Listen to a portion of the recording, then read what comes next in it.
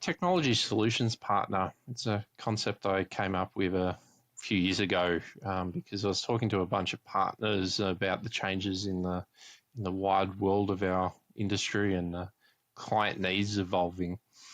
And the terminology we've typically been using just wasn't appropriate. So you think about the term MSP, it's got so many connotations and it's used so poorly by the industry. Our clients don't know what MSP means. Vendors and disties are using it as a ubiquitous term for partner, but we all know what an MSP is. It's a managed service provider. It's a business that's focused on end user support and infrastructure management at its core. That business model then drives how we operate it, how we bill, how we engage with clients. When you start extending that out to some other business models, SI, systems integrator, they're focused on a technology speciality that is professional services driven compared to a VAR, a value-added reseller, who's a product-driven business that may sell some services on top of selling their products. Neither of them are MSPs, but the industry has been driving this name for so long that I've come across so many people that want to become an MSP, but as soon as I tell them what it actually entails, they run away, because really what they're talking about, what they mean, and what they actually want is annuity-based recurring services. That's what everyone in the industry is excited about, but those services are different depending on where you're coming from, what you're delivering, what you're providing, etc. Different business models can provide different recurring services and make that recurring margins. And so if I go back to all these conversations that I've been having, it's been the next generation people that would normally come up through that MSP space. They know that the traditional services are commoditizing. They don't feel like the old school model that everyone talks about is actually appropriate for the future. Those VARs know that they need to modernize for the cloud world. The technology categories are broadening for their clients. They need to be able to do more. And the SIs are realizing they're hitting a ceiling with their speciality, and the traditional MSPs are getting in their way. So everyone's looking for this new thing. They can feel it and sense it. And so years ago, I came up with the technology solutions partner terminology, TSP. And the reason why I call it that is for a few reasons. So technology is fairly obvious. If we only limit it to IT, like some people do, then we're cutting out communications. If we're only focused on cyber, then we're ignoring a bunch of other parts. So technology is that holistic vision, pretty much thinking that businesses have all these technology needs. They need partners to help them through their journey, and I'll talk more about that. But next part's the solutions as opposed to services. Services are very transactional.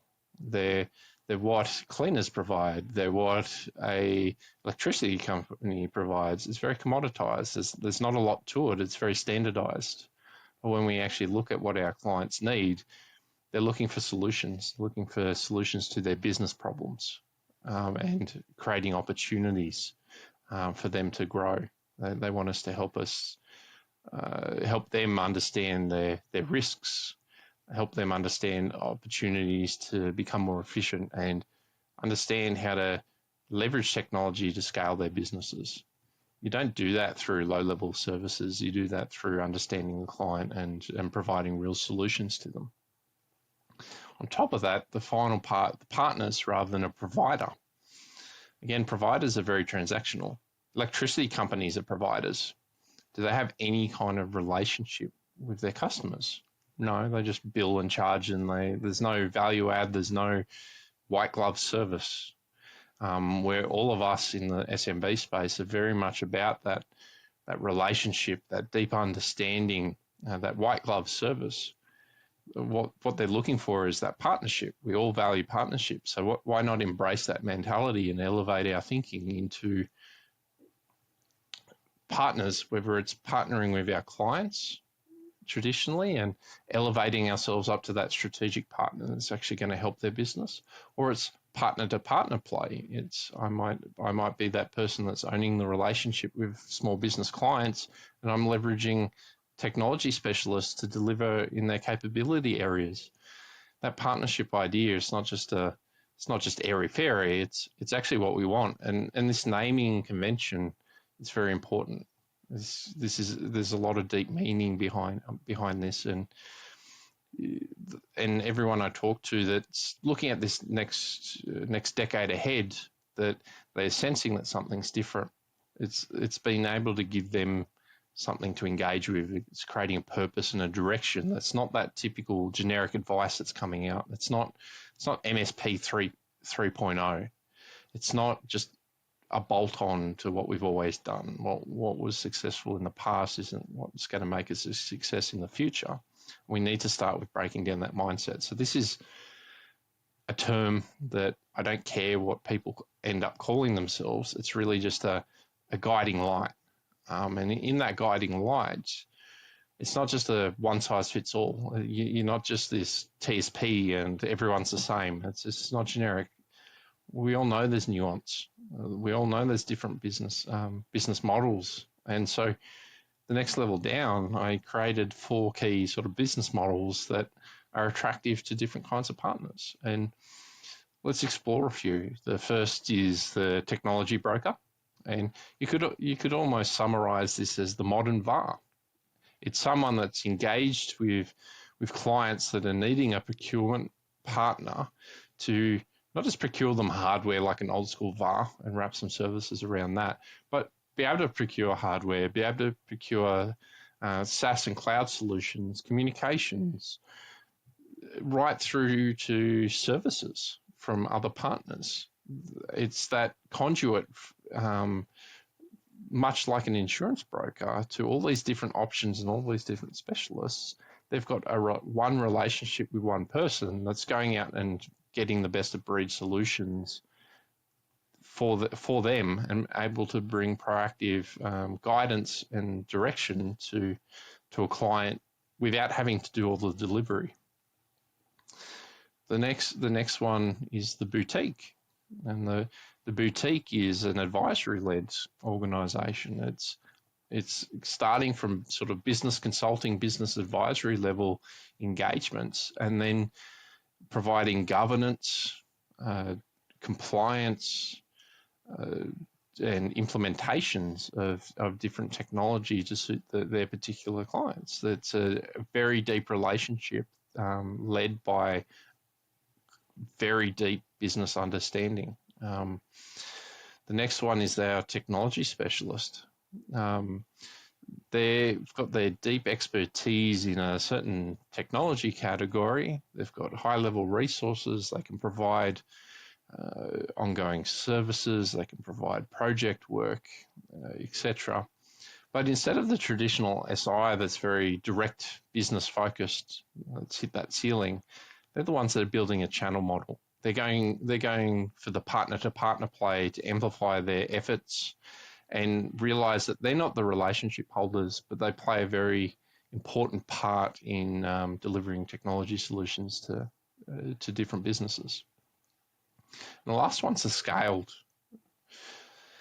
They're pretty much what the big MSPs are doing in terms of consolidation of acquisitions, market expansion. What they're focused on is providing generic solutions. And I don't mean generic in a bad way. I mean they're creating standardized solutions that can be delivered at a very cost-effective rate through automation, through offshoring, through different methods to deliver a cost-effective offering to clients. There's plenty of clients out there that don't want the white glove service. They don't need it. They just need specific things delivered to them, specific solutions that they can afford and scale. As that commoditization of our traditional offerings are happening, these are the players that are going to take that market share because a lot of the stuff can be delivered a lot cheaper.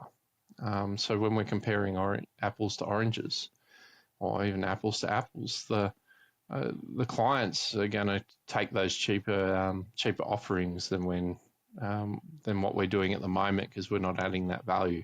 And so when we start to split those four out, there's going to be overlap for particular clients. There's going to be overlap for particular types of partner businesses. You're not going to necessarily fit into one thing at a time. You might start somewhere and then realize you're something else. Those sort of four business models are a great starting point to go, where am I aiming for? What do I need to put in place in terms of org design? What's my core drivers financially? What sort of partners do I need in my ecosystem to be more successful? And you can start to see that transformation journey actually start to have a roadmap. And that's been missing in the industry for so long. And that's why I created this concept. And again, at the end of the day, I don't care what you end up calling yourself. You might call yourself a technology partner. You might be a technology procurement partner.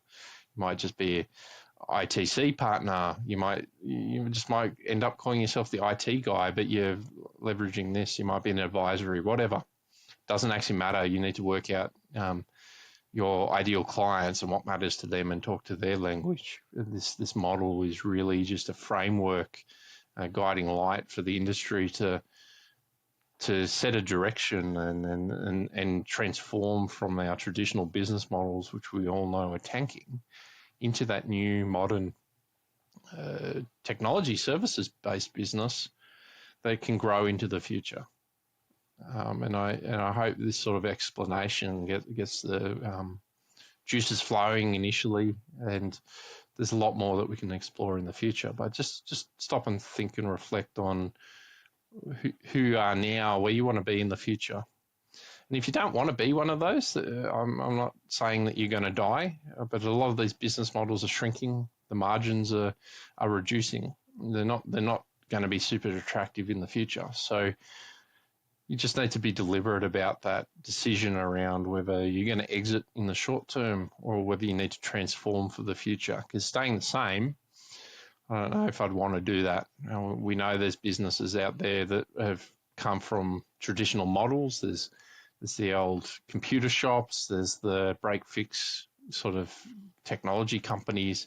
They're still around, but the 99% of them are surviving. They're not making profit. They're just chugging along year to year until the owner finally retires, and it's not a very well-paid job. It's not growing. So you've got to make this deliberate decision on what you want to do and utilize what you can to make the decisions for your company's identity and what you're trying to achieve and what your current capabilities are compared to what you need to develop in the future.